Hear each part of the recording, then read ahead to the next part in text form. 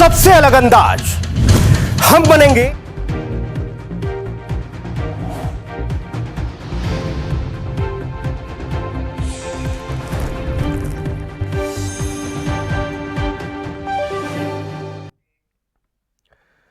नमस्कार, एएनवी न्यूज देख रहे हैं आप। मैं हूं आपके साथ सुनील सिंह पौरुष। कृषि कानूनों को लेकर सरकार और किसानों के बीच गतिरोध जारी है। शनिवार को 5वें दौर की वार्ता भी बेनतीजा रही और बैठक में सरकार ने किसानों से और वक्त मांगा। अब 9 दिसंबर को सुबह 11 बजे फिर सरकार और किसान नेताओं के बीच बातचीत होगी। बैठक के बाद किसान नेताओं ने कहा कि केंद्र सरकार ने कहा है कि वे हमें 9 दिसंबर को एक प्रस्ताव भेजेंगे, हम आपस में इस पर चर्चा करेंगे और उसके बाद उसी दिन उसके साथ बैठक होगी। तो वहीं किसान नेता बूटा सिंह ने कहा कि हम कानून रद्द करा कर ही मानेंगे और इससे कम पर हम नहीं मानने वाले हैं। साथ ही किसान सरकार से अब हाँ या ना में जवाब चाह रहे हैं। और दिल्ली के विज्ञान भवन में 5वें दौर की वार्ता के दौरान किसान नेता शांत बैठ गए थे और मंत्री आपस में बात करने बाहर भी गए। किसान नेता एक पन्ने पर हाँ या ना ये लिखकर बैठे थे और आपको ये बता दें कि किसान संगठन के नेता बैठक में मंत्रियों के सामने यस या नो के प्ले कार्ड लेकर बैठ गए। उधर उस बैठक के बाद कृषि मंत्री नरेंद्र तोमर ने विस्तार से जानकारी दी।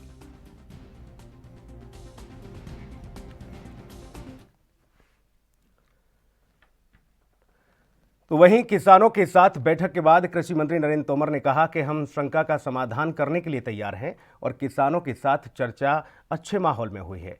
किसान नेताओं का सुझाव मिले तो अच्छा होगा, हम सुझावों का इंतजार करेंगे। उन्होंने ये भी कहा कि 9 दिसंबर को अगली बैठक होगी और इस दौरान कृषि मंत्री नरेंद्र तोमर ने किसानों से अपील भी की है कि आंदोलन में शामिल बच्चे और बुजुर्ग घर जाएं। उन्होंने कहा कि एमएसपी में किसी भी तरह की कोई भी बदलाव नहीं किया जाएगा। मोदी सरकार किसानों के साथ है, एमएसपी पर कोई खतरा नहीं है। उन्होंने कहा कि मीडिया को प्रभावित करने का कोई इरादा नहीं है, किसान आंदोलन का रास्ता छोड़ें। चर्चा बहुत अच्छे माहौल में हुई। हमने कहा है कि एमएसपी जारी रहेगी। एमएसपी पर किसी भी प्रकार का खतरा और इस पर शंका करना बेबुनियाद है। लेकिन फिर भी किसी के मन में कोई शंका है तो सरकार उसका समाधान करने के लिए पूरी तरह तैयार है। अब 9 तारीख को पुनः ये बैठक होगी और हमने किसानों को कहा है कि सरकार आपके सभी पहलुओं पर विचार करेगी और हमारी कोशिश होगी कि समाधान का रास्ता हम खोजें। लेकिन समाधान का रास्ता खोजने में यह उपयुक्त होता कि किसान नेताओं के भी कुछ सुझाव मिल जाते तो हमको रास्ता निकालना थोड़ा आसान होता। सर्दी का सीजन है, कोविड का संकट है, इसलिए जो बुजुर्ग लोग हैं वे और जो बच्चे हैं उनको अगर यूनियन के नेता आह्वान करके घर भेज देंगे तो वो सुविधा से रह सकेंगे। यह आग्रह। कृषि कानूनों को लेकर किसानों का विरोध धरना 10वें दिन भी जारी है। तो वहीं रेवाड़ी के राजीव चौक पर पूर्व मंत्री कैप्टन अजय सिंह यादव ने किसानों को अपना समर्थन देने के लिए वो किसानों के बीच पहुंचे।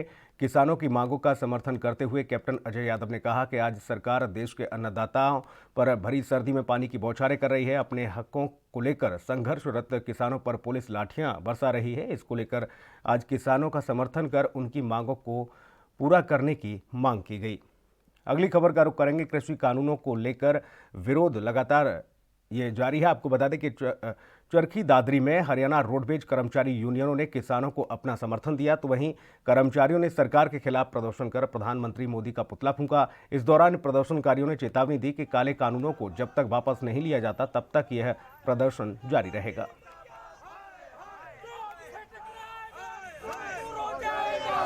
केंद्र की सरकार के खिलाफ जो केंद्र सरकार किसानों के ऊपर काला कानून थोपने को जा रही है, काला कानून थोप चुकी है, उसके विरोध में हम मांग करते हैं सरकार से कि या तो इस काले कानून को किसान विरोधी, मजदूर विरोधी और व्यापारी विरोधी जो काला कानून है इसको या तो वापस लिया जाए, अन्यथा हरियाणा रोडवेज का कर्मचारी भी किसानों के साथ मिल करके किसानों के संघर्ष में आहुति डालेगा और सरकार को मजबूर कर देगा कि इन किसान, ये हमारे बुजुर्ग हैं, हम इन किसान से जुड़े हुए हैं, हम इन्हीं के बेटे पोते हैं और सरकार से मांग करते हैं कि समय रहते इनकी मांग को पूरा किया जाए किसानों की, वरना रोडवेज का कर्मचारी किसानों। पंजाब भर से किसान जत्थेबंदियां इकट्ठे होकर दिल्ली में धरना प्रदर्शन कर रहे हैं, तो वहीं किसानों को हर राजनीतिक पार्टी और हर तरफ से समर्थन मिल रहा है। तो वहीं आज पटियाला बस मोटर की तरफ से भी रोजाना ही फ्री बस सेवा दिल्ली जाने के लिए शुरू की गई है और किसानों के लिए ये सेवा शुरू की गई। दरअसल किसान कृषि कानूनों के विरोध में प्रदर्शन कर रहे हैं और दिल्ली में भी कई बॉर्डर बंद कर दिए गए हैं। वहीं बस सेवा शुरू होने से रोजाना किसान फ्री बस सेवा का लाभ उठा सकेंगे।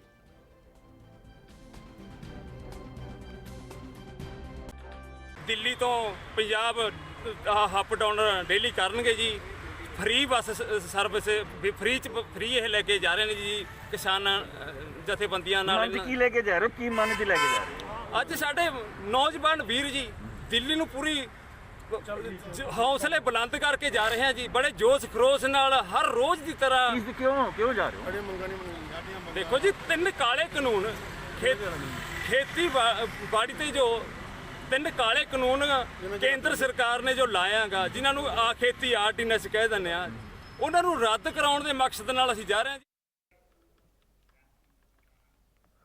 किसान आंदोलन की गूंज अब अन्य देशों तक पहुंच गई है। कनाडा, अमेरिका और ब्रिटेन में किसान आंदोलन के समर्थन में भारतीय लोगों ने प्रदर्शन कर कृषि कानूनों को रद्द करने की मांग की है। तो वहीं हरियाणा के गोहला चीका में किसान संगठनों के साथ साथ कई अन्य राजनीतिक दलों और कर्मचारी महासंघ किसानों के समर्थन में सड़क पर उतरे हैं। इसके पहले सभी संगठनों ने, आपको बता दें कि संगठनों के जो लोग हैं वो चीका के देवीलाल पार्क में एकत्रित हुए और वहां से मार्च करते हुए शहीद ऊधम सिंह चौक पर पहुंचकर प्रदर्शन किया। इस दौरान किसान संगठनों और बार एसोसिएशन गोहला के सदस्य कर्मचारी संगठन के साथ मिलकर चीका के ऊधम सिंह चौक पर प्रधानमंत्री, मुख्यमंत्री और अडानी के साथ ही अंबानी का पुतला फूंकते नजर आए।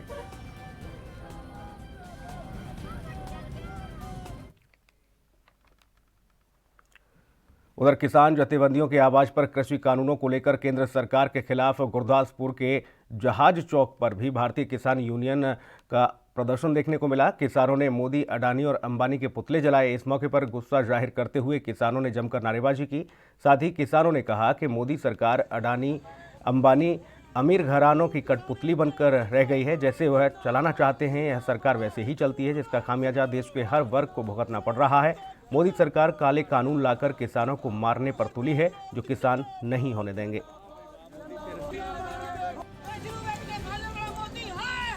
वापस नहीं लै रहा और ऐसे ही किसान जथेबंदियां दे बंदे, मैं जमहूरी किसान सभा का तहसील प्रधान हूँ और 2 महीनों तो लगभग इत्थे रह रहा हूँ।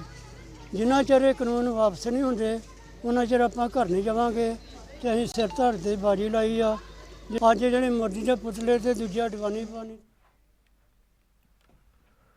उधर बटाला के गांधी चौक पर भारतीय किसान मजदूर एकता के बैनर तले किसान केंद्र की मोदी सरकार, अडानी और अंबानी के पुतले फूंक रहे थे। इसी बीच आपको बता दें कि सूचना मिली कि नज़दीक बटाला क्लब में पंजाब भाजपा के पूर्व अध्यक्ष और मौजूदा राज्यसभा सांसद श्वेत मलिक भाजपा वर्करों से मीटिंग कर रहे हैं। इसी दौरान सभी किसान बटाला क्लब पहुंच गए और श्वेत मलिक की मीटिंग वाली जगह पर घेराव करते हुए जमकर नारेबाजी करने लगे। नारेबाजी होता देख राज्यसभा सांसद श्वेत मलिक को पुलिस ने बटाला क्लब के पिछले गेट से बाहर निकालकर वापस भेज दिया। तो वहीं अपनी मीटिंग को जल्द खत्म कर चोर दरवाजे से खिसकते हुए दिखाई दिए और पत्रकारों से बात करनी भी मुनासिब नहीं समझी। इस मौके पर आपको बता दें कि हमारी टीम ने आगे होकर मलिक से बात करने की भी कोशिश की, लेकिन मलिक नहीं रुके। तो वहीं घेराव करने वाले किसानों का कहना था कि एक तरफ किसान अपनी मांगों को लेकर केंद्र सरकार के खिलाफ सड़कों पर उतरते हुए दिखाई दे रहे हैं, तो वहीं किसानों का कहना था कि अभी तो भाजपा की मीटिंगों का घेराव किया जा रहा है। अगर केंद्र ने किसानों का मसला हल नहीं किया तो आने वाले दिनों में भाजपा के नेताओं के घरों का भी घेराव किया जाएगा।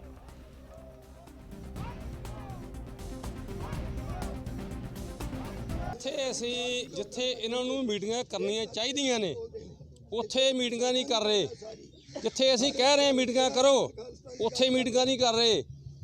ਇਹ ਜੇ ਇਹਨਾਂ ਆਰਡੀਨੈਂਸ ਜਾਰੀ ਕੀਤਾ, ਆਰਡੀਨੈਂਸ ਕਿੰਨਾ ਹਾਲਾਤਾਂ ਜਾਰੀ ਕੀਤਾ, ਕਿੰਨਾ ਹਾਲਾਤਾਂ ਜਾਰੀ ਹੁੰਦਾ ਇਹਨਾਂ ਨੂੰ ਪਤਾ। ਆਰਡੀਨੈਂਸ ਐਮਰਜੈਂਸੀ ਵਿੱਚ ਹੀ ਜਾਰੀ ਹੁੰਦਾ। ਇਸ ਦੇਸ਼ 'ਚ ਕਿਹੜੀ ਐਮਰਜੈਂਸੀ ਲੱਗੀ ਸੀ ਜਿਹੜਾ ਇਹਨਾਂ ਨੂੰ ਆਰਡੀਨੈਂਸ ਜਾਰੀ ਕਰਨਾ ਪੈ ਗਿਆ? ਐਡੇ ਕਿਹੜੀਆਂ ਦੀਆਂ ਆ ਗਈਆਂ ਮਜਬੂਰੀਆਂ ਜਿਹੜਾ ਇਹਨਾਂ ਨੂੰ ਇੱਥੇ ਆਣ ਕੇ ਮੀਟਿੰਗਾਂ ਕਰਨੀਆਂ ਪੈ ਗਈਆਂ। ਅੱਜ ਅਸੀਂ ਇਹਦੇ ਇੱਥੇ ਘਰਾਓ ਕੀਤਾ, ਕੱਲ ਨੂੰ ਇਹਦੇ ਘਰ 'ਚ ਘਰਾਓ ਕਰਾਂਗੇ, ਇਹਦੇ ਨੱਕ 'ਚ ਦਮ ਕਰਾਂਗੇ, ਇਹਨਾਂ ਨੂੰ ਬਾਹਰ निकलना मुश्किल कर देंगे ਅਸੀਂ। खबर पटियाला से है, जहां पर किसानों के हक में अब गांव की महिलाएं भी बाहर निकल आई हैं। महिलाओं का कहना है कि अब हम खेतों में काम करेंगे और किसान आंदोलन मजबूती की ओर बढ़ चला है। दिल्ली बॉर्डर पर बैठे किसानों के परिवार में रह रही महिलाओं ने यह ऐलान कर दिया कि खेतों में अब महिलाएं काम करेंगी, उन्हें किसी भी प्रकार की चिंता करने की ज़रूरत नहीं है। पटियाला के गाँव दोनकला में बड़ी संख्या में गाँव की महिलाओं ने एकत्रित होकर प्रधानमंत्री मोदी, अडानी और अंबानी का पुतला जलाया। महिलाओं ने इस मौके पर कंगना रनौत को भी खरी खरी सुनाई। एक बार आकर देखें कि किसान कैसे ज़िंदगी व्यतीत कर रहे हैं। एक महिला ने कंगना को 5,000 रुपये दिहाड़ी देने का ऑफ़र दिया और कहा कि कंगना यहाँ आकर गोबर उठाएं, हम उसे 5,000 रुपये दिहाड़ी मजदूरी देंगे।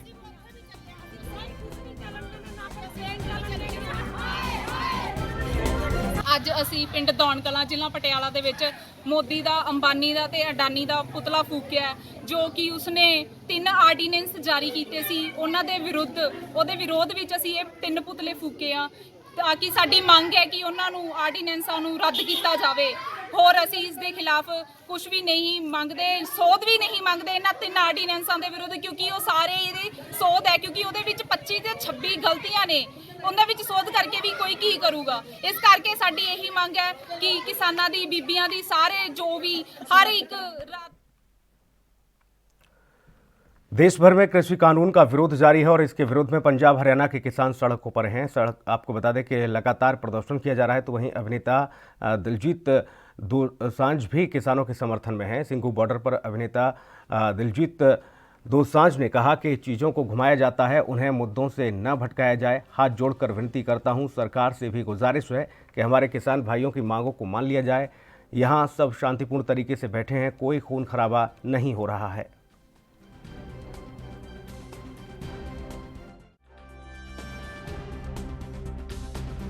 कि अगर आप हमें सुन रहे हैं, यहाँ कोई भी किसान के अलावा कोई बात नहीं हो रही है।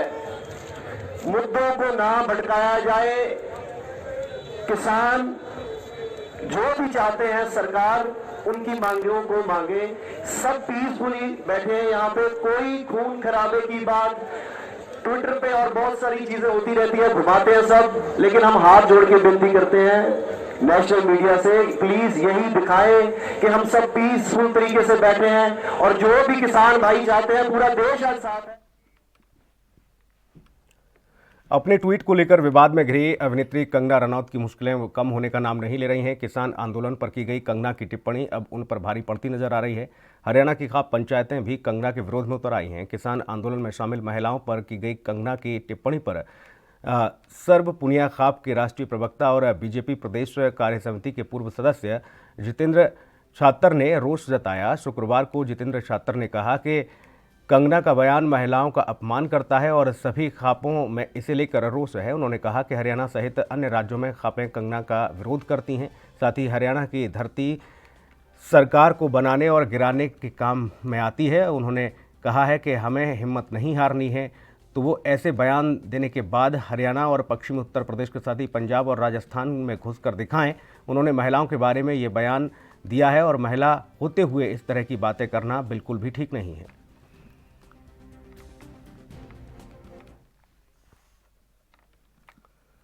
अभिनेत्री कंगना रनौत और गायक दिलजीत दोसांझ में किसानों के मुद्दे पर लेकर ट्वीट पर हुई वॉर के बाद दिलजीत को कई लोगों का समर्थन हासिल हुआ है। पहले तो सिर्फ पंजाबी इंडस्ट्री के लोगों ने ही दिलजीत की तारीफ की, लेकिन जैसे जैसे उनके ट्वीट वायरल हुए बॉलीवुड भी दिलजीत के पैरवी करने लगा। अब दिलजीत को मिले उस समर्थन का असर भी दिखने लगा है। बताया जा रहा है कि उस एक दिन की लड़ाई के बाद दिलजीत की सोशल मीडिया पर लोकप्रियता काफ़ी ज़्यादा बढ़ गई है और एक रिपोर्ट के मुताबिक दिलजीत के ट्विटर पर 4 लाख से ज़्यादा फॉलोवर्स बढ़ गए हैं। कंगना संग हुई लड़ाई के बाद से कई लोगों ने दिलजीत को फॉलो करना शुरू कर दिया है और लगातार ट्विटर पर ट्रेंड भी कर रहे हैं।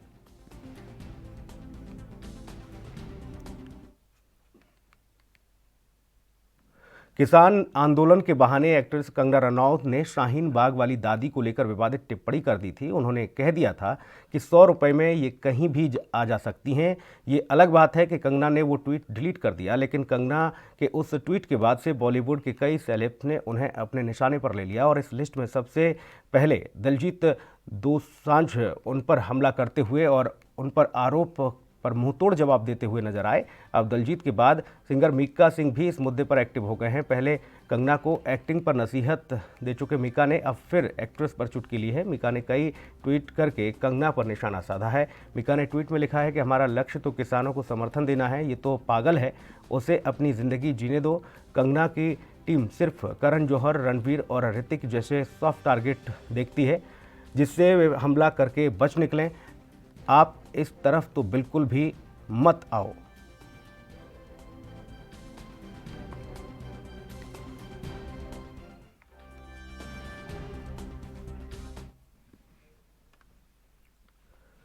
वक्त एक ब्रेक का है, जल्द लौटेंगे।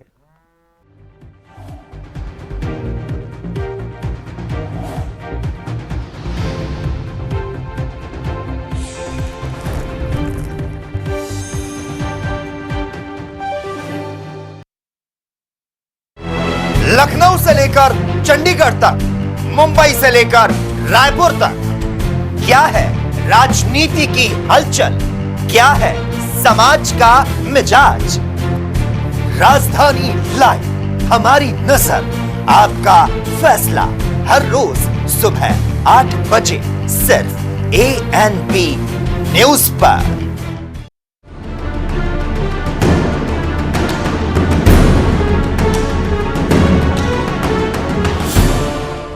एक निजी यूनिवर्सिटी का काला सच, BTech, MTech, BBA, engineer teacher बनाने का काला खेल। 5000 बच्चे हो चुके हैं शिकार। 300 से ज्यादा कर्मचारी मिलकर दे रहे हैं अंजाम। नेपाल से लेकर रवांडा, अफगानिस्तान से लेकर केन्या, हर जगह मौजूद यूनिवर्सिटी के दलाल कैसे देते हैं अपने कारनामों को अंजाम। जल्द करेंगे बड़ा खुलासा, दिखाएंगे आपको पूरा सच। ऑपरेशन फेक गुरुजी, सिर्फ ANV न्यूज पर। सबसे अलग अंदाज, हम बनेंगे आपकी आवाज। सवालों की धार, खबरों की बौछार।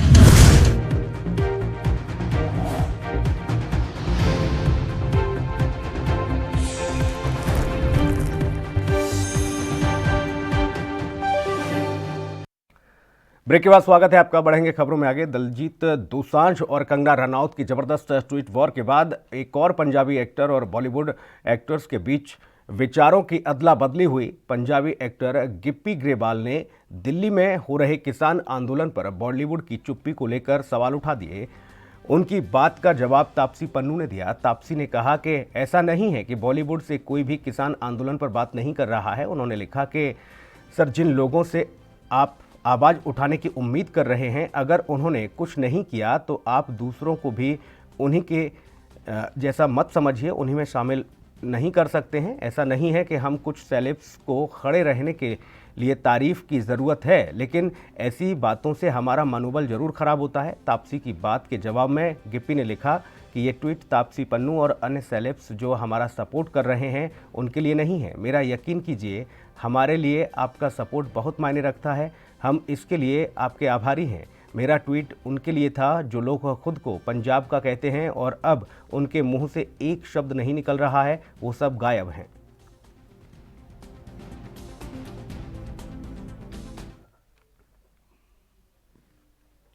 उधर कनाडा के PM जस्टिन ट्रूडो की भारत पर की गई टिप्पणी के बाद भारत सरकार ने ओटावा प्रशासन को एक और झटका दे दिया है। भारत के आंतरिक मामलों में ट्रूडो के बयान के फौरन बाद भारतीय विदेश मंत्रालय ने कड़ी नाराजगी जताते हुए फटकार लगाई थी। ताज़ा फैसले में भारतीय विदेश मंत्री S जयशंकर कोरोना को लेकर कनाडा की अगुवाई वाली विदेश मंत्रियों की बैठक में शामिल नहीं होंगे। भारत के कनाडा को उसकी कोरोना कॉन्फ्रेंस में अपने विदेश मंत्री के अलग रहने की जानकारी दे दी है। साथ ही भारतीय विदेश मंत्री डॉक्टर एस जयशंकर नवंबर में कोविड-19 को लेकर आयोजित मंत्री स्तरीय सहयोग समूह की 11वीं बैठक में शामिल हुए थे और यह पहला मौका था जब भारत ने आधिकारिक रूप से इस बैठक में भाग लिया था।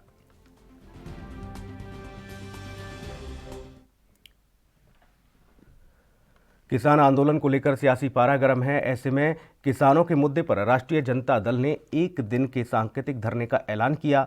बिहार में नेता प्रतिपक्ष तेजस्वी यादव ने शुक्रवार को घोषणा की थी कि वह शनिवार सुबह 10 बजे से दिन के 2 बजे तक पटना के गांधी मैदान में सांकेतिक धरने पर बैठेंगे। फिलहाल इस वक्त किसान आंदोलन के मसले पर नीतीश कुमार को चैलेंज करते हुए तेजस्वी पटना के गांधी मैदान में धरने पर पहुंच गए। उनके साथ आरजेडी कार्यकर्ताओं के साथ साथ कांग्रेस के लोग भी मौजूद रहे। इससे पहले उन्होंने नीतीश कुमार को चैलेंज करते हुए ट्वीट किया था, जिसमें उन्होंने लिखा था कि नीतीश जी वहां पहुंच रहा हूं, रोक सको तो रोक लीजिए।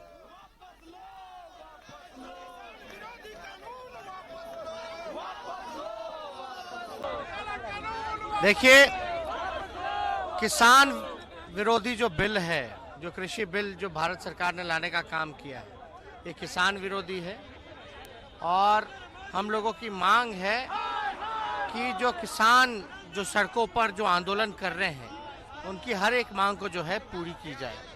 किसान जो है अन्नदाता है और किसान जो है वो पूरे विश्व को जो है खिलाने का काम करता है, अन्नदाता है। और भारत जो देश है लगभग जो है कृषि प्रधान देश है। 70 से 80% जो है वो कृषि पर हम लोग निर्भर करते हैं।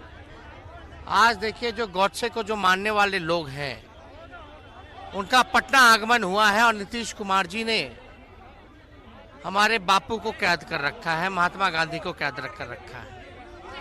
हम लोग चाहते थे कि महात्मा गांधी जी की मूर्ति के सामने हम लोग संकल्प लें। हम लोग किसानों के मांग के साथ खड़े हैं। जो एमएसपी की जो बात है वो होना चाहिए और किसानों का आय दुगुना होना चाहिए। इन सारे मुद्दों को लेकर के आज हम लोग जो है महागठबंधन के जितने हमारे दल हैं, चाहे लेफ्ट पार्टीज के हों या कांग्रेस पार्टी हो, आज हम सब लोगों ने ये फैसला किया कि महात्मा गांधी जी के। तो वहीं दूसरी तरफ राष्ट्रीय जनता दल के नेता तेजस्वी यादव के खिलाफ एफआईआर भी दर्ज हो गई। तेजस्वी यादव के अलावा 18 लोगों के खिलाफ मुकदमा दर्ज किया गया। आरोप है कि कोविड-19 महामारी के दौरान ये लोग बिना इजाजत के गांधी मैदान के बाहर किसानों के मुद्दे पर धरना प्रदर्शन कर रहे थे। इन लोगों के खिलाफ पटना पुलिस ने एफआईआर दर्ज की है। आपको बता दें कि तेजस्वी के नेतृत्व में आरजेडी और कांग्रेस के नेता आज सुबह गांधी मैदान के गेट नंबर 4 पर किसानों के मुद्दे को लेकर धरने पर बैठे थे। इस दौरान सभी प्रदर्शनकारियों को बार बार प्रशासन के द्वारा समझाया गया, वहां से हटाने की गुजारिश की गई, बावजूद इसके कोई भी वहां से हटने को तैयार नहीं हुआ।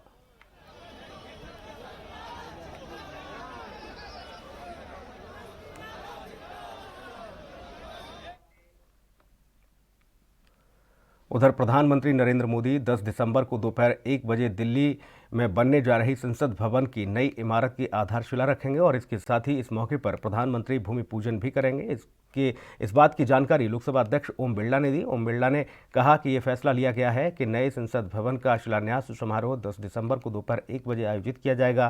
साथ ही समारोह की शुरुआत प्रधानमंत्री मोदी भूमि पूजन के साथ करेंगे और भारत की आज़ादी के 75 साल पूरे होने पर हम नए संसद भवन में दोनों सदनों का सत्र शुरू करेंगे। साथ ही जानकारी के मुताबिक इस नई इमारत में भारत की लोकतांत्रिक विरासत दिखाने के लिए एक भव्य संविधान हॉल और संसद के सदस्यों के लिए एक लॉज के साथ ही पुस्तकालय और कई समिति कक्ष के साथ ही डाइनिंग एरिया और पर्याप्त पार्किंग स्थान होगा। अब आज़ाद भारत का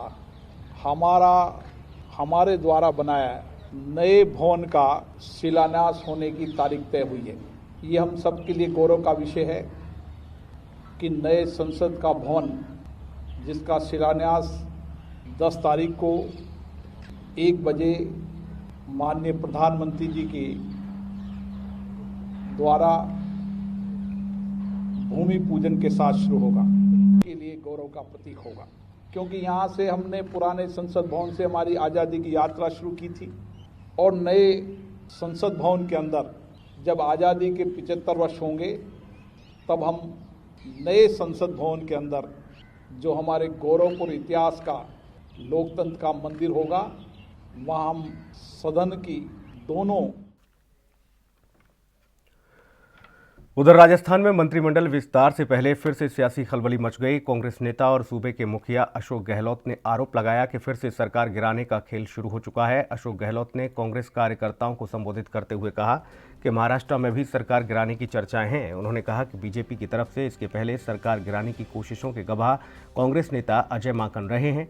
उन्होंने कहा कि राजस्थान में कांग्रेस के प्रभारी अजय माकन भी इस कार्यक्रम से जुड़े हुए थे। इस दौरान माकन 34 दिन होटल में हमारे विधायकों के साथ रहे। गहलोत ने देश के गृह मंत्री अमित शाह पर आरोप लगाते हुए कहा कि हमारे विधायकों को बैठाकर चाय नमकीन खिला रहे थे और बता रहे थे कि 5 सरकार गिरा दी गई हैं, 6वीं भी गिराने की तैयारी है। ये जिस दिन हमने करने में कामयाबी हासिल कर ली, उस दिन अपना आप ही कांग्रेस रिवाइव हो गई। चाहे ये कितनी बड़ी बड़ी बातें कर ले, धन बल के आधार पर सरकार गिराने के लिए षड्यंत्र कर ले, जो आपने देखा आप सबके आशीर्वाद से। अरे माकन जी तो हमारे साथ 34 दिन तक होटल में रहे। ये जानते हैं क्या क्या हो रहा था राजस्थान के अंदर और किस प्रकार हमारे विधायकों की जब मुलाकात हुई अमित शाह से, वहां पर धर्मेंद्र प्रधान बैठे हुए थे। इस्लाम क्या नाम उसका? सैयद जाफर इस्लाम जो अभी मेंबर पार्लियामेंट बन गए राज्यसभा के बीजेपी के, जो सिंधिया को भी ले गए थे बीजेपी के अंदर, वो बैठे हुए थे और हमारे विधायक बैठे हुए थे। 1 घंटा मुलाकात उनकी हुई और वो विधायक कहते हैं आकर के मुझे सब हमें शर्म आ रही थी कि कहाँ तो सरदार पटेल गृह मंत्री थे और कहाँ ये अमित शाह गृह मंत्री के रूप में बैठे हुए हमें मिठाई खिला रहे हैं, नमकीन खिला रहे हैं और हमारे धर्मेंद्र प्रधान हाईकोर्ट और सुप्रीम कोर्ट जजों से बात करने का नाटक कर रहे हैं हमारा हौसला बढ़ाने के लिए। और ये माहौल बना रहे थे वहां पर कि चिंता मत करो, मेरा 65 पॉइंट है, 4 सरकारें मैंने गिरा दी, 5 ये 36 गिरा के रहेंगे हम लोग। उधर महाराष्ट्र में विधान परिषद की 6 सीटों पर आए नतीजों के बाद शिवसेना एक बार फिर से बीजेपी पर हमलावर हो गई है। शिवसेना ने कहा है कि 1 साल में बीजेपी पर 2 सूतक लग गए हैं। हिंदू शास्त्रों के अनुसार साल में 2 सूतक लगना अच्छा नहीं होता, बीजेपी को कुछ तोड़ निकालना होगा। स्थिति ये हो गई है कि राष्ट्रीय स्वयंसेवक संघ के गढ़ नागपुर में ही बीजेपी 2 गुटों में बंट गई है। शिवसेना ने अपने मुखपत्र में लिखा है कि नागपुर और पुणे में बीजेपी की पराजय सूबे में बदली हुई तूफानी हवा की आहट है। शिक्षक और स्नातकों ने महाविकास अघाड़ी को ही वोट दिया। कांग्रेस, एनसीपी और शिवसेना एक साथ लड़ी, लेकिन महत्वपूर्ण ये कि दिल से लड़ी।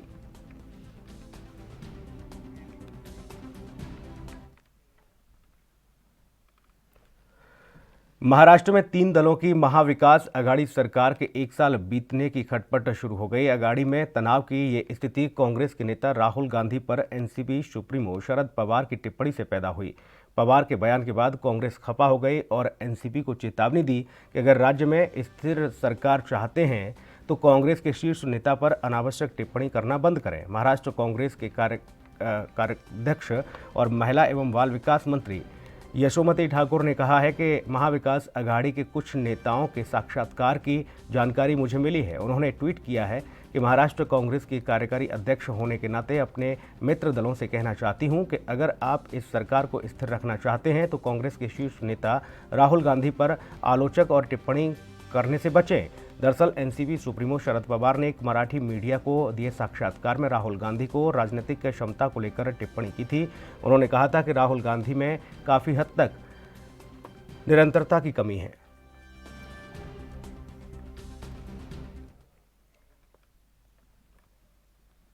पश्चिम बंगाल के आसनसोल में भाजपा की रैली पर टीएमसी कर्मियों द्वारा की गई बमबाजी और गोलीबारी में कई भाजपा कार्यकर्ता घायल हो गए।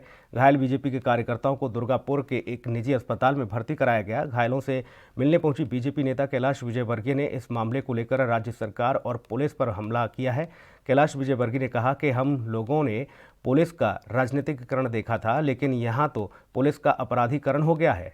उन्होंने कहा कि पुलिस और टीएमसी मिलकर भाजपा कार्यकर्ताओं पर हमले कर रहे हैं। उन्होंने यह कहा कि आसनसोल की यह घटना कोई छोटी घटना नहीं है, इसकी जानकारी केंद्रीय नेताओं को दे दी गई है। उन्होंने कहा कि हम लोगों ने पश्चिम बंगाल में राष्ट्रपति शासन की मांग की है।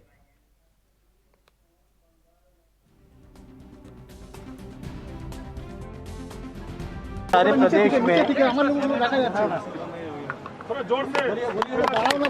आप लोग चुप रहेंगे तो आवाज आएगी, आप लोग बात करेंगे तो आवाज नहीं आएगी।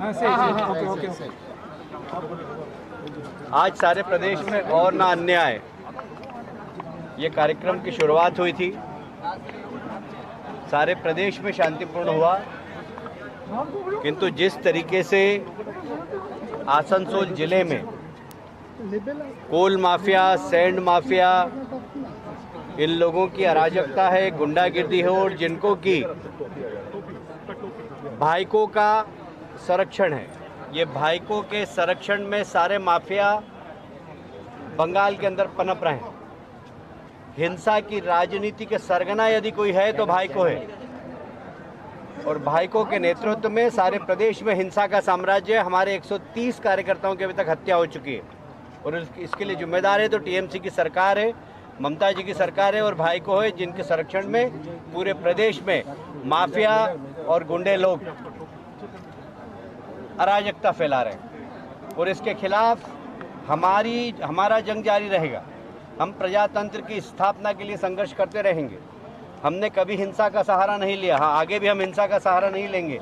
हमें ताकत है, हम इसका जवाब दे सकते हैं, पर हमें हिंसा की राजनीति में विश्वास नहीं है। डेमोक्रेसी में, प्रजातंत्र में हिंसा का कोई स्थान नहीं।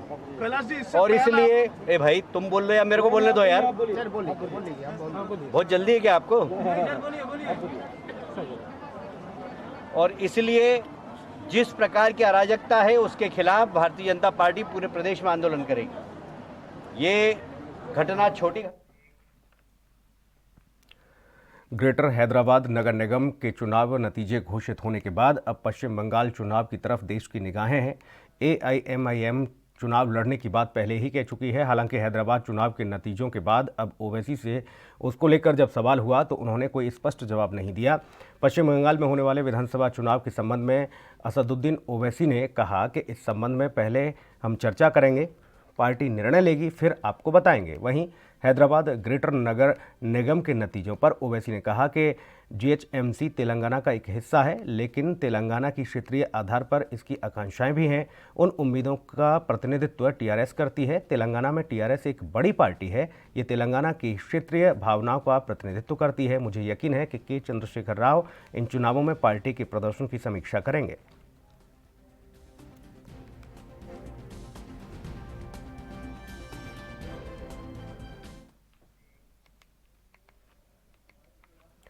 असम में गुवाहाटी में CPA मुन्ना प्रसाद गुप्ता ने कहा है कि अजमल फाउंडेशन के खिलाफ FIR दर्ज की गई है। जानकारी के मुताबिक विदेशों से संदेहजनक तरीके से पैसे लेकर संदिग्ध तरीके से इस्तेमाल किया जा रहा था, जिसका संचालन मौलाना बदरुद्दीन अजमल करते हैं, और मामले में दिसपुर पुलिस ने केस दर्ज कर आगे की कार्रवाई भी शुरू कर दी है। The Ajmal Foundation, which is an organization run by Maulana Badruddin Ajmal, has collected funds from abroad which are suspicious and has been utilized in suspicious manner. On the basis of the allegations, a case has been registered at Dispur police station and the investigation is underway.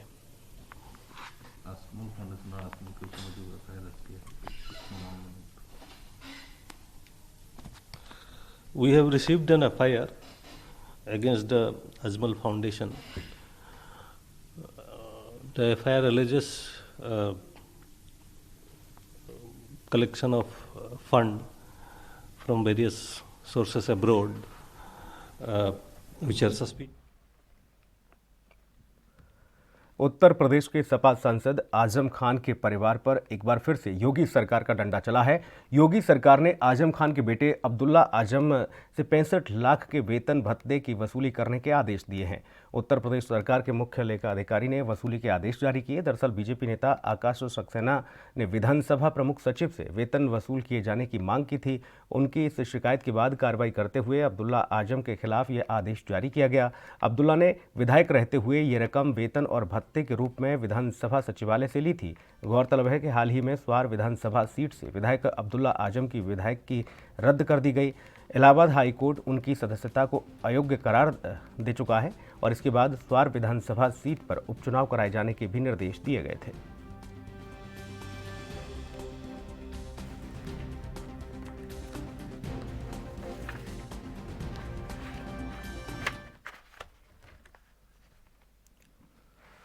उधर UP के अमेठी जनपद में जिले के प्रभारी मंत्री मोहसिन रजा नवनियुक्त शिक्षकों को नियुक्ति पत्र वितरित करने पहुंचे। इस दौरान प्रभारी मंत्री मोहसिन रजा ने विपक्ष को आड़े हाथों लेते हुए कहा कि जिन्होंने जय जवान और जय किसान का नारा दिया था, लेकिन वह किसानों को सड़कों पर छोड़कर चले गए थे। आज पीएम मोदी के नेतृत्व में किसानों के हित में, गरीबों के हित में और नौजवानों के हित में जो काम किए जा रहे हैं और जो नीतियाँ बनाई जा रही हैं, उससे कांग्रेस पार्टी घबराई हुई है।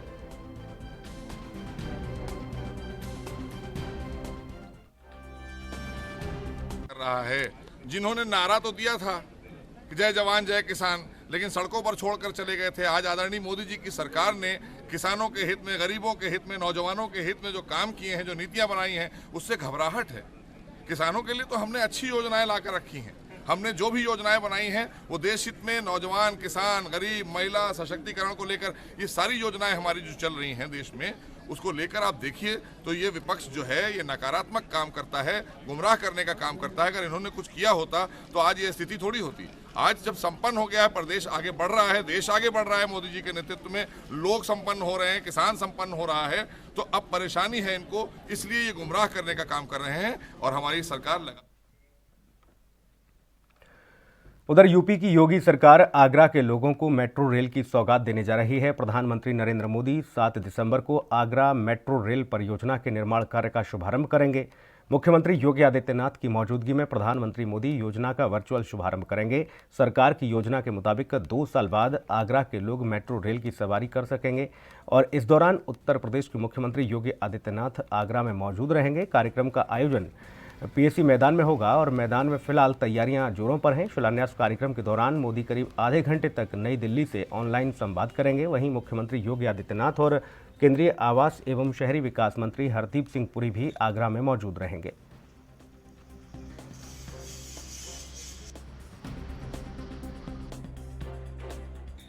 तरफ से मेट्रो की ओर से जो है तैयारियों का जो है वो दिया गया है। अभी फाइनल प्रोग्राम अभी नहीं आया है और संभवतः शाम तक जो है आने की इसकी संभावना है और 7 तारीख को सीएम साहब के उद्घाटन के बाद ही जो है यहाँ से मेट्रो का काम जो है स्टार्ट हो जाएगा।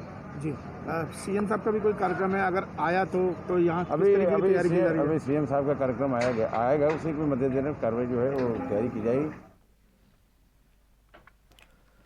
रामनगरी अयोध्या में राम जन्मभूमि परिसर में मंदिर निर्माण के लिए 1200 पिलर और फाउंडेशन बनाए जाने की तैयारी पूरी कर ली गई है। साथ ही आपको बता दें कि राम मंदिर ट्रस्ट व कार्यदायी संस्था के अधिकारियों के बीच अनुबंध भी पूरा कर लिया गया। अब मंदिर निर्माण करने वाली कार्यदायी संस्था मंदिर निर्माण का कार्य जल्द करेगी। साथ ही जल्द ही बड़ी संख्या में LNT के वर्कर परिसर में निर्माण कार्य के लिए अयोध्या पहुंचेंगे। तो वहीं श्री राम जन्मभूमि तीर्थ क्षेत्र ट्रस्ट भगवान श्री राम के मंदिर का निर्माण निःशुल्क नहीं कराएगा। इसके लिए लार्सन एंड ट्रूबो कंपनी के बीच कुछ प्रतिशत के तहत शर्तों के मुताबिक अनुबंध को पूरा कर लिया गया है और मंदिर निर्माण के लिए ट्रस्ट ने करीब 25 करोड़ रुपए की पहली किस्त भी दे दी है।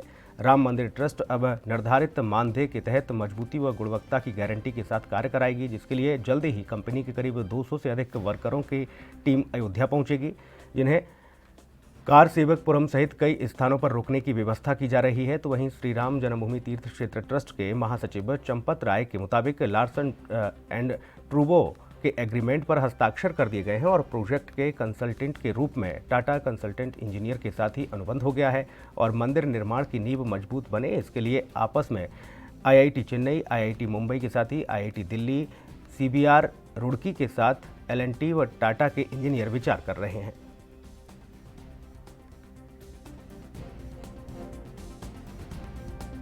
लार्सन टूब्रो के एग्रीमेंट पर सिग्नेचर हो गए हैं और प्रोजेक्ट के कंसल्टेंट के रूप में टाटा कंसल्टेंट इंजीनियर्स के कंपनी के साथ अनुबंध हो गया है।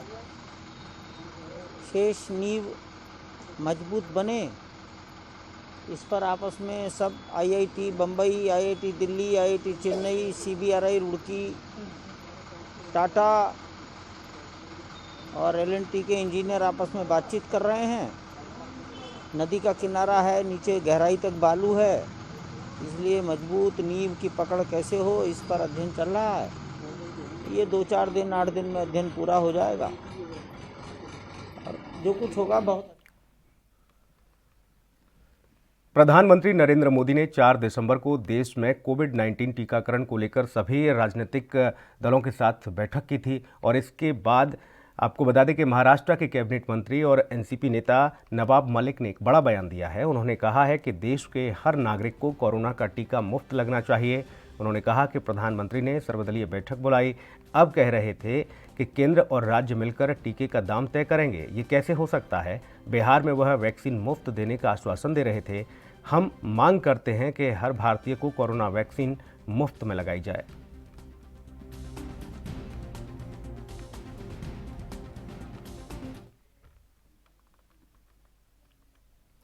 फिल्म अभिनेत्री और रणबीर कपूर की मां नीतू कपूर का कोरोना वायरस टेस्ट पॉजिटिव आया। वह एक फिल्म की शूटिंग के लिए चंडीगढ़ में गई हुई थी। उनका कोरोना वायरस टेस्ट पॉजिटिव आने के बाद उन्हें एयर एम्बुलेंस के जरिए मुंबई ले जाया गया। इस फिल्म का निर्देशन राज मेहता कर रहे हैं और इस फिल्म का निर्माण करण जौहर के फिल्म प्रोडक्शन कंपनी धर्मा प्रोडक्शन कर रही है। तो वहीं अनिल कपूर का टेस्ट नेगेटिव आया है। बोनी कपूर के इस बात की पुष्टि करते हुए कहा कि अनिल कपूर का टेस्ट नेगेटिव आया, जबकि नीतू कपूर पॉजिटिव पाई गई।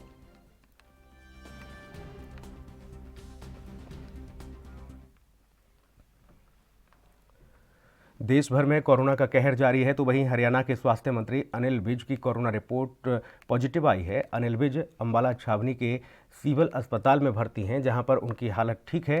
जानकारी के मुताबिक विज को बुखार आया था और बॉडी में दर्द था, जिसके चलते उनको कोरोना टेस्ट किया गया। डॉक्टरों का कहना है कि अनिल विज की हालत फिलहाल बेहतर है।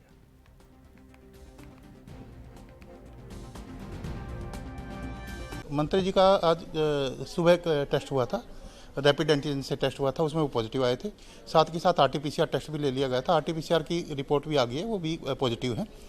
तो पॉजिटिव आने के बाद अपनी मर्जी से ये अंबाला कैंट के सिविल अस्पताल में भर्ती हुए हैं। तो यहाँ पे डॉक्टरों की देख रेख में है, मेरी पूरी टीम लगी हुई है यहाँ पे, और साथ के साथ जो मेडिकल कॉलेज रोहतक की टीम है वो भी आएंगे। डॉक्टर ध्रुव चौधरी जो वहाँ के पूरे हरियाणा के कोविड के नोडल ऑफिसर हैं, वो बाई चांस चंडीगढ़ आए हुए थे। तो हरियाणा की स्वास्थ्य और गृह मंत्री अनिल विज, जिन्हें कोरोना के खिलाफ कोवैक्सीन के लिए क्लिनिकल ट्रायल में पहली डोज दी गई थी, वह कोरोना पॉजिटिव हो गए और अब भारत बायोटेक ने इस पर अपना बयान दिया है। कंपनी ने कहा है कि कोवैक्सीन क्लिनिकल ट्रायल 2 खुराक पर आधारित है, जो 28वें दिन लगनी थी। वैक्सीन कितनी प्रभावी है, ये दोनों खुराक के 14 दिन पर निर्धारित करता है। कोवैक्सीन को 2 डोज लेने के लिए ही डिजाइन किया गया है और इसके बाद ही यह प्रभावकारी होगी।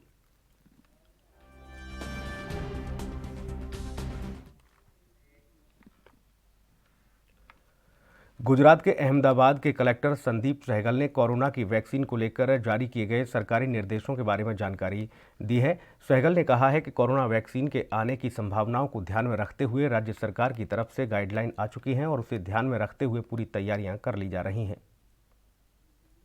आगामी सप्ताहों में आने की संभावनाओं को ध्यान में रखते हुए राज्य सरकार की तरफ से डायरेक्शंस आ चुकी है, जिसके हिसाब से हमने हेल्थ केयर वर्कर्स जो है एकदम फ्रंटलाइन वॉरियर्स जिनको कहा जा सकता है, ऐसे हेल्थ केयर वर्कर्स की अहमदाबाद ग्रामीण की जो बात की जाए तो 7,500 हेल्थ केयर वर्कर्स, जिसमें प्राइवेट और सरकारी दोनों इंक्लूड है, उनकी लाइन लिस्टिंग तैयार की गई है।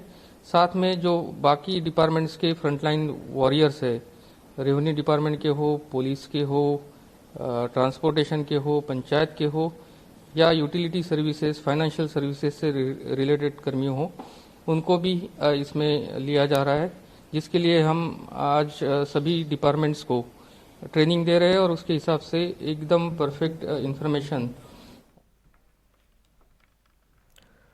मराठा विकास प्राधिकरण के खिलाफ बुलाए गए राज्यव्यापी बंद का असर आम जनता पर नहीं हुआ। आम जन जीवन की यही स्थिति लगातार रही जो आम दिनों में रहती है। आपको बता दें कि सरकार के एक फैसले के खिलाफ समर्थक संगठनों और कार्यकर्ताओं द्वारा राज्यव्यापी बंद का आह्वान किया गया था। दरअसल कर्नाटक सरकार द्वारा मराठा विकास प्राधिकरण के गठन का फैसला लिया गया, जिसका विरोध किया जा रहा है और इस प्रदर्शन पर स्थानीय लोगों की प्रतिक्रियाएं भी सामने आईं। बंद तो पूरी तरह से फेल हो गया है। ये मुट्टाल नागराज जो बंद किया है, इससे कन्नड़ लोगों का कुछ भी भलाई नहीं हो रहा है। मुट्टाल नागराज ने जो बंद किया है वो क्या साबित करना चाहता है?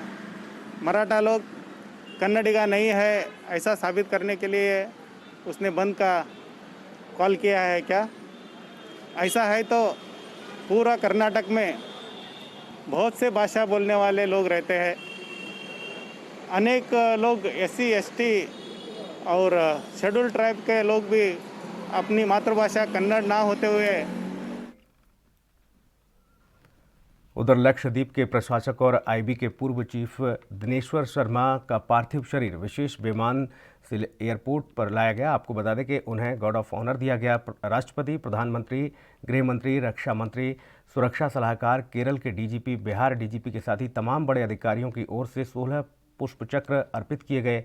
दिनेश्वर शर्मा का पार्थिव शरीर विशेष विमान से 12:30 बजे एयरपोर्ट पर पहुंचा और इसके बाद उनका पार्थिव शरीर राष्ट्रीय तिरंगे में लपेटकर फूलों से सजे वाहन पर रखकर खनेटा पाली गांव के लिए रवाना किया गया। रास्ते में जगह जगह लोगों की भीड़ देखने को मिली। अंतिम दर्शन के लिए लोग बेचैन दिखे।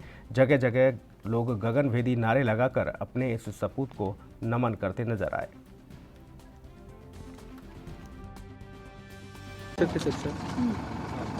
चचा जैसे इंसान मिलना अब 2 दिन से मुझे लग रहा है बहुत मुश्किल है मिलना।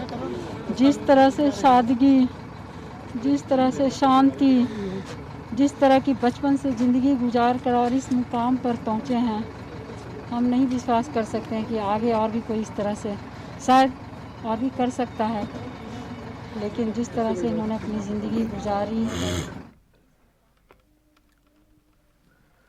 यूपी के सीतापुर से धर्म परिवर्तन का मामला सामने आया है। सीतापुर जनपद के थाना तंबोर में नाबालिग छात्रा को गांव के ही एक युवक के द्वारा बहला फुसलाकर अपहरण कर धर्म परिवर्तन कराने की कोशिश की गई है। दरअसल छात्रा के परिजनों का आरोप है कि 1 सप्ताह बीत जाने के बावजूद भी पुलिस कोई कार्रवाई नहीं कर रही। इसके साथ ही उन्होंने कहा कि उनकी बेटी घर से 2 लाख रुपए और जेवरात लेकर फरार हुई है।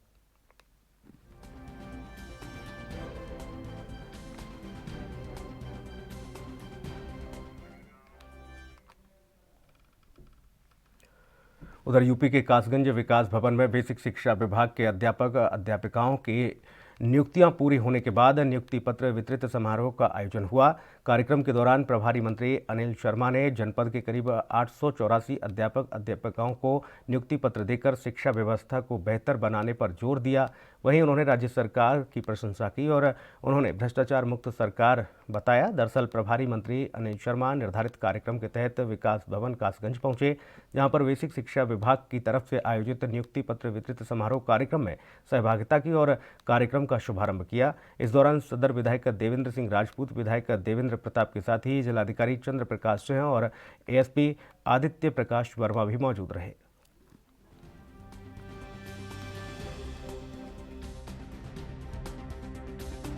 आप अपनी जगह पर खड़ा हो जाइए। मैं ये कहना चाहूँगा पत्र वहीं पहुंच जाएगा।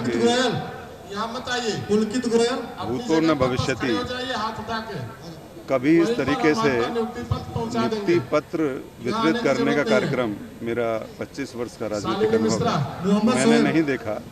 और प्रदेश के यशस्वी मुख्यमंत्री पूज्य महाराज जी ने जिस तरीके से पारदर्शिता और शुचिता शासन की फंक्शनिंग के प्रत्येक अंग में जिस तरीके से लाए, उसी का ये परिणाम है कि इतनी बड़ी संख्या में अध्यापकों की नियुक्ति सार्वजनिक रूप से कार्यक्रम करके की है।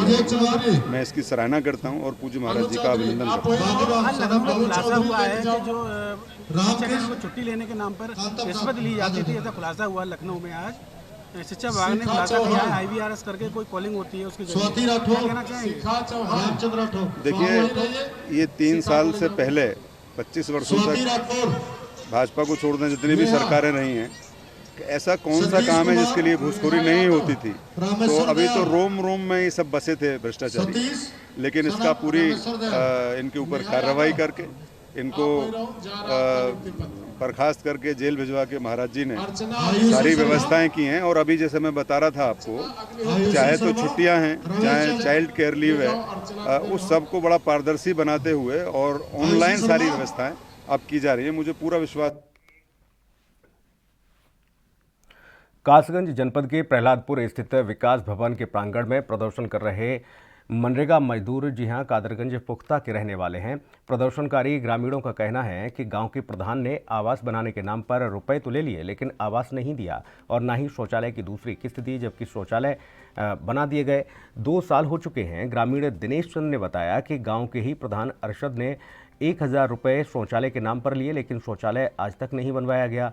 ग्रामीण के मुताबिक गांव के प्रधान और रोजगार सेवक योगेश कुमार दोनों ने मिलकर शौचालय और आवास के नाम पर ही नहीं बल्कि मनरेगा मजदूरों को किए गए 6 माह के काम के भी पैसे नहीं दिए, जिससे मनरेगा मजदूर अधिकारियों से जांच पड़ताल कराकर गाँव में हुए भ्रष्टाचार का खुलासा करने की मांग करते हुए नजर आए। यहाँ का जो रोजगार सेवक हैं योगेश कुमार, कादरगंज पुख्ता ग्राम पंचायत कादरगंज, ये 3 साल से अवैध वसूली कर रहे हैं प्रधानमंत्री आवास योजना से।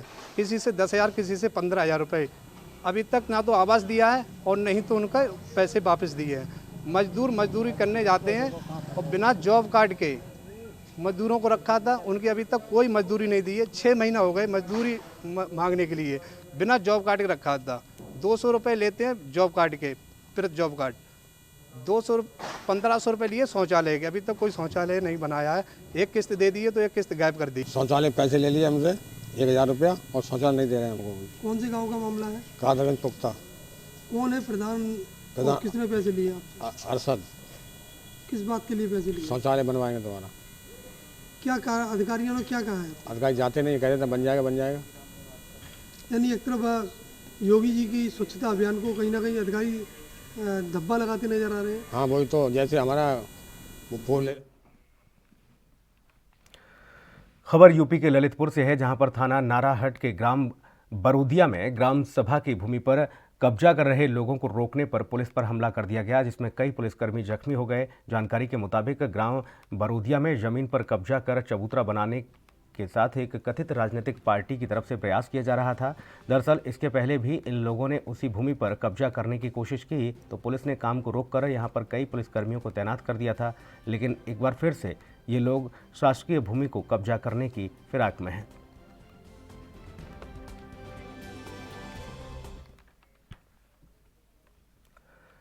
खबर यूपी के सिद्धार्थनगर से है, जहां पर लोटन कोतवाली क्षेत्र के देउरवा घाट के पास हरे आम के पेड़ और बिना परमिशन के ही इन्हें को काटने का एक वीडियो सोशल मीडिया पर वायरल हो रहा है। वीडियो वायरल होने के बाद जिले के वन विभाग के डीएफओ आकाशदीप बधावन की तरफ से तुरंत संज्ञान में इस मामले को लेकर कार्रवाई की गई है। इस दौरान डीएफओ आकाश ने बताया कि महाराजगंज और सिद्धार्थनगर के बीच पुलिया का निर्माण कार्य कराना था, जो कि ठेकेदार की तरफ से बिना परमिशन के ही हरे पेड़ कटवा दिए गए और लकड़ी को सीज कर मामला सिद्धार्थनगर में पंजीकृत करा दिया गया है। ठेकेदार से 20,000 रुपये का जुर्माना भी वसूला जाएगा।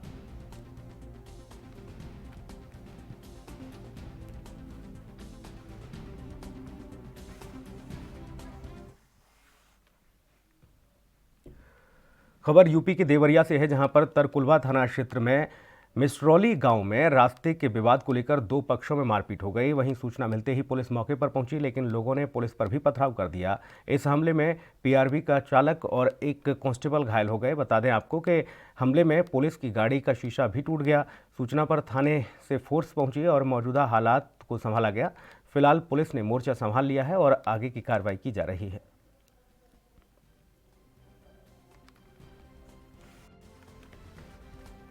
थाना तरकुलवा के मिसरौली गांव में आज एक ज़मीन को लेकर के एक पक्ष का स्टे था।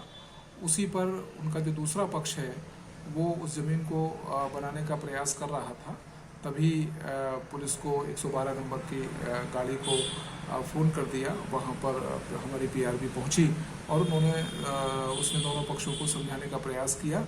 इसी इसी समय कुछ लोगों ने जो है वो पुलिस की गाड़ी पर पथराव कर दिया, जिससे हमारे पुलिस के 2 पुलिसकर्मियों को मामूली चोटें आई हैं और पुलिस की जो गाड़ी है उसका एक शीशा भी टूट गया है। इस घटना को लेकर के लगभग 1 दर्जन लोगों को हिरासत में। मेरठ के सरधना थाना क्षेत्र के गांव सोरानी में वर्तमान प्रधान ने अपने भतीजे और भाई के साथ मिलकर पूर्व प्रधान के घर में घुसकर ताबड़तोड़ गोलियों से हमला कर दिया, जिसमें पूर्व प्रधान और उसके बेटे को गोली लग गई। गोलीबारी से गांव में दहशत का माहौल है। पूर्व प्रधान के परिवार को लाठी डंडों से भी पीटा गया, जिसके बाद हमलावर मौके से फरार हो गए। गंभीर रूप से घायल पूर्व प्रधान और उसके बेटे को पुलिस ने अस्पताल में भर्ती कराया है। पुलिस के मुताबिक 2 पक्षों में नाली को लेकर विवाद चल रहा है, जिससे प्रधान ने, आपको बता दें, पूर्व प्रधान और उसके बेटे को गोली मार दी। दोनों का उपचार हो रहा है। पुलिस टीम लगा दी गई है। सभी हमलावरों को गिरफ्तार किया जाएगा, किसी को नहीं बख्शा जाएगा।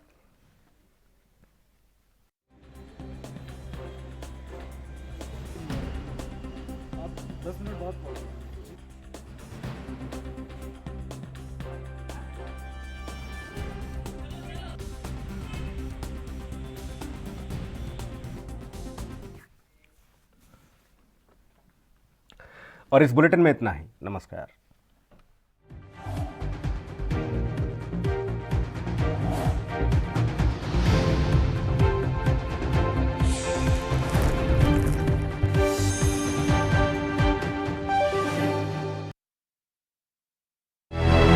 लखनऊ से लेकर चंडीगढ़ तक, मुंबई से लेकर रायपुर तक, क्या है राजनीति की हलचल, क्या है समाज का मिजाज। राजधानी लाइव, हमारी नजर, आपका फैसला, हर रोज सुबह 8 बजे सिर्फ ANP न्यूज पर।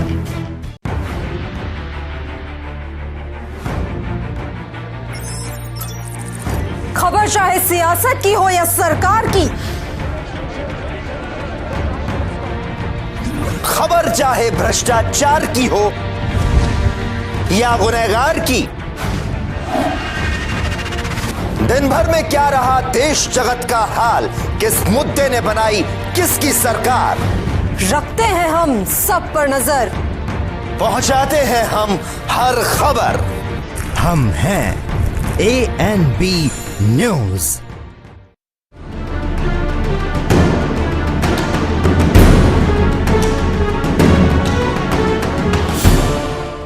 एक निजी यूनिवर्सिटी का काला सच, BTech, MTech, BBA, engineer teacher बनाने का काला खेल।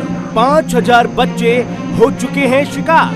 300 से ज्यादा कर्मचारी मिलकर दे रहे हैं अंजाम। नेपाल से लेकर रवांडा, अफगानिस्तान से लेकर केन्या, हर जगह मौजूद यूनिवर्सिटी के दलाल कैसे देते हैं अपने कारनामों को अंजाम। जल्द करेंगे बड़ा खुलासा, दिखाएंगे आपको पूरा सच। ऑपरेशन फेक गुरुजी, सिर्फ ANP न्यूज पर।